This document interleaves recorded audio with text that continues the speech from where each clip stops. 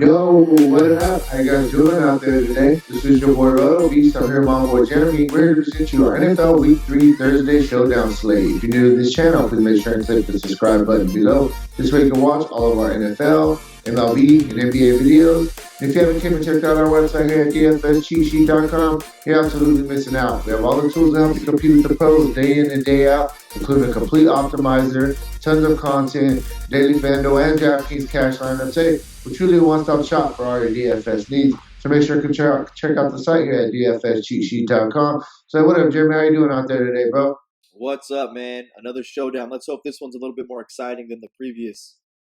I'm gonna be honest with you, man. I don't know if it's gonna be. We got two offenses that have been struggling a little bit. In the past two Thursdays in a row, it's been offenses have died kind of days. But hopefully it does get a little bit better. I wasn't too excited by the two teams that we have going. Hey, but we never know. Maybe we'll get some fireworks today. Either way, I know that there's a lot of money out there. And I'm trying to win some of that money, So that's where I'm at, whether it's exciting teams or not.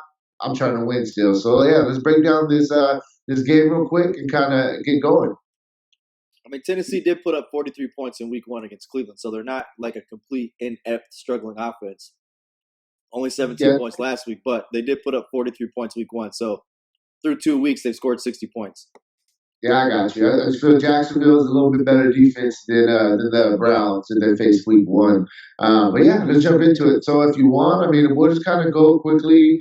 One thing I will say before we even start really talking about position players. Once again, last week we talked about it, and I know people laugh, but hey, getting kickers in your lineups are a way to really differentiate yourself. If I'm correct, when you tied for first place last week, and you had your kicker in your optimal lineup, correct? Yes. Yeah, so I do want to say that that's one thing I'm noticing through the first couple of weeks is that you definitely want to get exposure to kickers, especially with the past 2 weeks kind of being more defensive games. Kickers, stalls drive and kickers get a plenty of opportunities. So that's one thing I do want to throw out there. I am a firm believer on these showdown slates. You got to get some kicker exposure. Yeah, and I would lean more towards the kicker for Tennessee than I would Jacksonville because of – I think first and foremost we got to start with this.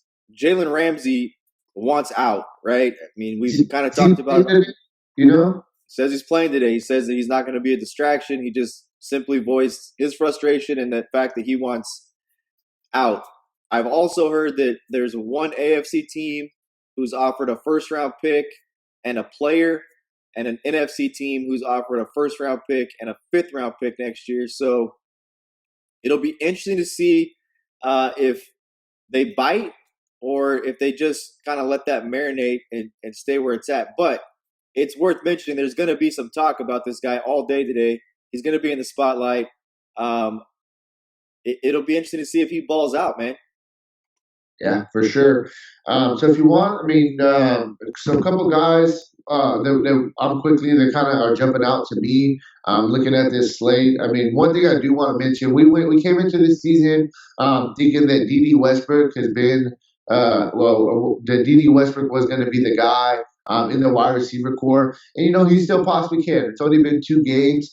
But one guy that's really kind of been taking over that role is DJ Clark. He's been the guy that's really been getting the targets and having better games through the first 2 games. So last week, with the new backup quarterback, he's basically going to be the quarterback for the rest of the season. He did get 9 targets, caught 7 of them for 55 yards and a touchdown. He also had a touchdown in week 1, 4 targets, 4 catches for 146 yards and a touchdown. So he's a guy that is kind of emerging as that number 1 wide receiver. When we thought that it was going to be D.D. Westbrook. But at the same time, on the flip side of things, with that being said, D.D. Westbrook could come in lower owned today than he probably should be because of the fact that other guys are getting a little bit more of the love. Westbrook, he still is getting at least 5 targets a game. Last week, he just didn't make the most of them. He caught 1 catch for 3 yards, so kind of had a bad week against that Houston defense. But that's just kind of quickly wanted to touch on that wide receiver situation. What's jumping out to you? What jumps out to me the most is that these are 2 really good defenses, and you mentioned kickers, and I think getting exposure to kickers, and I think you build some lineups that you have both kickers in that lineup. I would even say to take a risk on putting a kicker in a few of your lineups in the MVP or captain spot, because this could be a 5 field goal game. Both Right. defenses are really good defenses. Outside of that, I mean, let's talk about the quarterbacks. First of all, I don't think people realize that Gavin Minshew or Gardner Minshew can run. Last week, 6 rush attempts, 5.6 yards. That's an extra 5.6 points that he threw on top of his stats.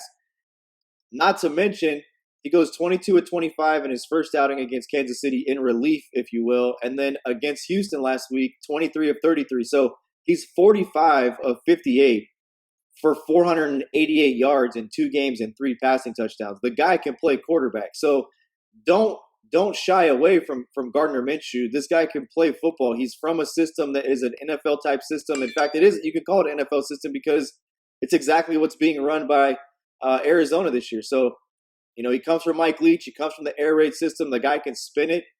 Clearly evident by what he's done in 2 games. So on the flip side of it, you have a true dual threat quarterback in Marcus Mariota. He's kind of on the flip side of this where he's trying not to run so much. He's trying to stay in the pocket, but he's going to face a very tough defense that can play some man coverage, take some things away, get some guys in his face. I think he'll have to take off and run. So all the showdown slates that we've previewed so far, I haven't recommended putting a quarterback in the MVP spot or the captain spot.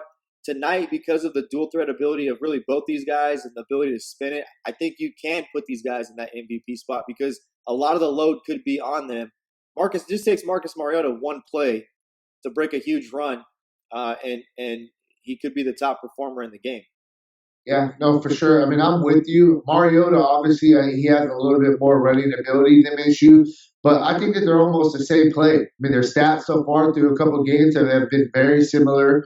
They're both running the ball at least 5 times. So, yeah, I like it. I think that both of those guys are good calls. And like I said, I think that it's really close. It's just basically who's going to have a better day, in my opinion. Obviously, Marcus Mariota is a little bit more of a proven quarterback, but I agree with you there. A couple more of the other guys that we'll throw out there. I mean, obviously, Derrick Henry, Leonard Fournette, both of them top 10 running backs in the league right now. Derrick Henry's the one that's having the better start to the season, but Leonard Fournette is due for one of those big blowout games, and we know that he has that in his arsenal. He's a really good running back. Derrick Henry, he's already got 3 touchdowns on the season. On the flip side of things, Leonard Fournette, he doesn't have any touchdowns, and that's really the biggest difference in their stat line.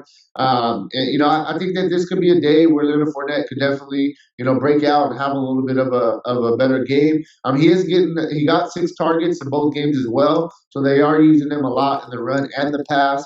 So that's what I like about Leonard Fournette compared to Derrick Henry.